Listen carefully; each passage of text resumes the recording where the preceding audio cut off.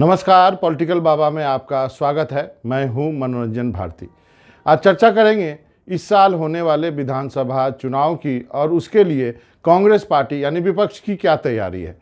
सबसे पहले आपको बता दूं कि इस साल का जो है वो 2024 का सेमीफाइनल कहा जा रहा है, यानी 2023 में करीब करीब 9 राज्यों के विधानसभाओं के लिए चुनाव होने हैं और उसके अलावा जम्मू कश्मीर में भी चुनाव करवाया जाएगा, लेकिन वो वहाँ के सुरक्षा कारणों पर निर्भर करेगा। अब सबसे पहले बात करते हैं किन राज्यों में कब चुनाव होने हैं। इस साल के शुरुआत में, मतलब अब से 1-2 महीना में ही पूर्वोत्तर के 4 राज्य और साल के अंत में यानी दिसंबर महीने में 4 राज्यों में चुनाव होंगे और उसके बीच में कर्नाटक में एक सबसे महत्वपूर्ण चुनाव होने वाला है। अब पूर्वोत्तर के राज्यों की बात कर लेते हैं। 2015 में पूर्वोत्तर के 8 राज्यों में से 5 राज्यों में कांग्रेस की सरकार थी, लेकिन आज के दिन हालत ये है कि कांग्रेस कहीं नहीं है। केवल असम में कांग्रेस विपक्ष की पार्टी बनी हुई है। नागालैंड, मेघालय और मिजोरम में क्षेत्रीय दलों के सहयोग से बीजेपी शासन कर रही है। ये हालत है कांग्रेस की इन पूर्वोत्तर के राज्यों में, जबकि एक समय में पूर्वोत्तर जो था वो कांग्रेस का गढ़ माना जाता था। सारे राज्यों में, पूर्वोत्तर के राज्यों में कांग्रेस की सरकारें होती थी। हुआ ये है कि जब से तृणमूल कांग्रेस ने पश्चिम बंगाल में सत्ता हासिल की है, उन्होंने अपना विकास जो है पूर्वोत्तर के राज्यों में, नॉर्थ ईस्ट के स्टेट में करना शुरू किया है और उनके टारगेट में सबसे पहले त्रिपुरा आता है और उसके बाद बाकी के राज्य में।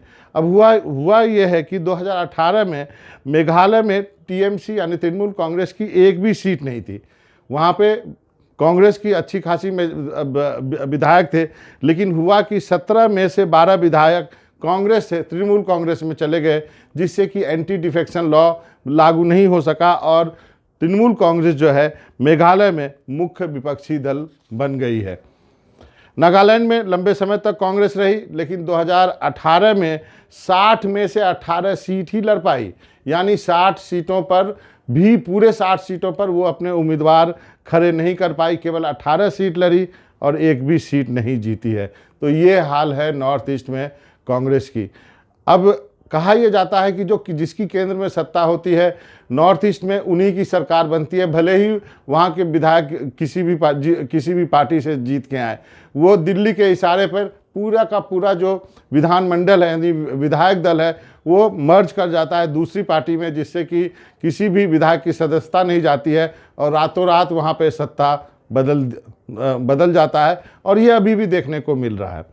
अब सबसे बड़ा चुनाव जो है वो कर्नाटक का होना है। कर्नाटक का चुनाव जो है वो मध्य में होना है। आपको बता दूं कि 2-3 महीने के बाद उसकी प्रक्रिया शुरू हो जाएगी और वो चुनाव जो है कहा जा रहा है कि भारतीय राजनीति के लिए या 2024 से पहले एक टर्निंग पॉइंट होगा, क्योंकि अभी तक कर्नाटक में बीजेपी अपने बूते पे सरकार नहीं बना पाई है। यानी कर्नाटक में भले ही बीजेपी की सरकार हो आज के दिन, लेकिन उसको कभी भी बहुमत नहीं मिला है। पहले भी जब अभी जो सरकार बनी है उसके पहले कांग्रेस की सरकार बनी थी, लेकिन उनके विधायकों को तोड़ करके जो है बीजेपी ने अपनी सरकार बनाई है। आज के दिन कहा जा रहा है कि भारत जोड़ो यात्रा के बाद कर्नाटक की हवा बदली हुई है, लेकिन कितनी बदली है ये चुनाव के बाद ही पता चलेगा, क्योंकि बीजेपी के तरफ से कर्नाटक के सबसे बड़े नेता येदियुरप्पा अब एक्टिव राजनीति से संन्यास ले चुके हैं। उनको इस बार टिकट भी नहीं दिया जाएगा। उनके बेटे चुनाव लड़ेंगे। उनकी जो जाति है लिंगायत जो है उनमें बड़ा कन्फ्यूजन है। जो बेल्लारी के रेड्डी बंधु हैं वो बीजेपी छोड़ करके अपनी पार्टी बना चुके हैं। तो ये सब समस्या है बीजेपी के पास, लेकिन कांग्रेस के पास भी समस्या कम नहीं है। कांग्रेस के बारे में एक लाइन जो हमेशा से कही जाती है, एक बार फिर दोहरा देता हूँ, कांग्रेस को कोई और नहीं हराता है, कांग्रेस खुद कांग्रेस आपस में लड़के हारती है।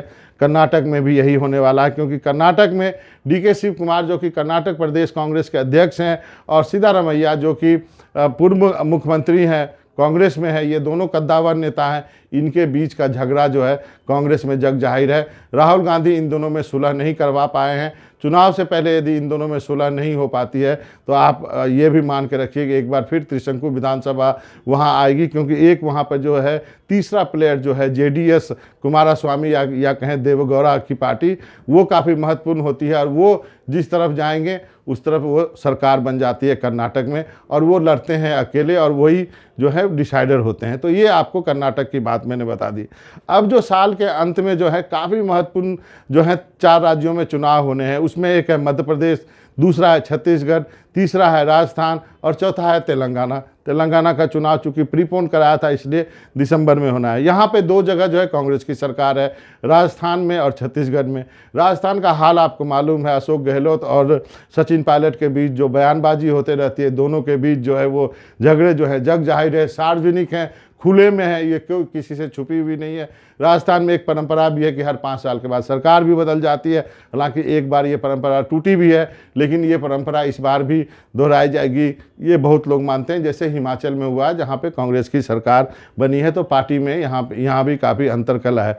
और आपको बता दूँ उसके बाद बचता है छत्तीसगढ़, छोटा सा राज्य है, लेकिन कहा जा रहा है कि आज के दिन जो बघेल साहब हैं वो काफ़ी मजबूत हैं वहाँ पे, और आप कह सकते हैं कि शायद कर्नाटक एकमात्र राज्य है जहाँ पर कि कांग्रेस अपनी सरकार बचा सकती है, वो भी भूपेश बघेल की वजह से, उनकी नीतियों के वजह से। मध्य प्रदेश में कमलनाथ ने भले ही पिछले विधानसभा चुनाव में जीत हासिल की थी, लेकिन ज्योतिरादित्य सिंधिया अपने विधायकों के साथ टूट कर चले गए, सारे विधायकों ने इस्तीफा दिया, दोबारा वो बीजेपी के टिकट पे लड़े, दोबारा जीते और सरकार बनी है।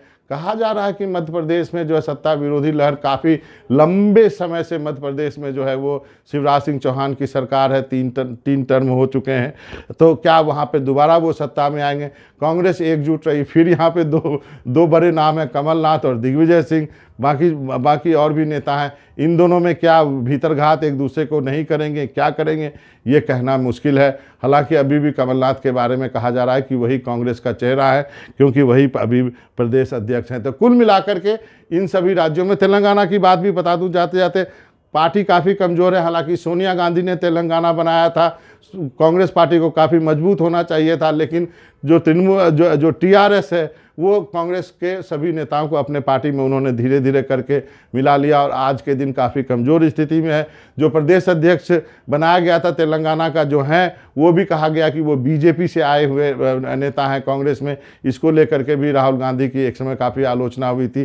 तो तेलंगाना में भी कांग्रेस पार्टी उतनी मजबूत नहीं दिख रही है। तो इन सभी राज्यों के बारे में, जो 9 राज्य हैं उनके बारे में हमने जानकारी दी है कि कांग्रेस की क्या स्थिति है। अब यदि यही स्थिति रही तो आपको जो आप पता कर सकते हैं कि 2024 का जो फाइनल होना है लोकसभा चुनाव, उसके नतीजे क्या होंगे। कांग्रेस आज के दिन भी यदि संभल जाए, यदि वो छत्तीसगढ़ बचा ले, यदि वो राजस्थान बचा ले, यदि वो कर्नाटक में यदि जीत हासिल कर ले, मध्य प्रदेश में अच्छा चुनाव लड़ ले, तो फिर कोई उम्मीद की किरण बचेगी। वरना आप कह सकते हैं कि कांग्रेस के लिए वही स्थिति है जो कल थी, जो आज है, और वही परसों भी आगे आने वाले दिनों में रहने वाली है। मनोरंजन भारती को इजाज़त दीजिए। पॉलिटिकल बाबा में आज इतना ही। नमस्कार।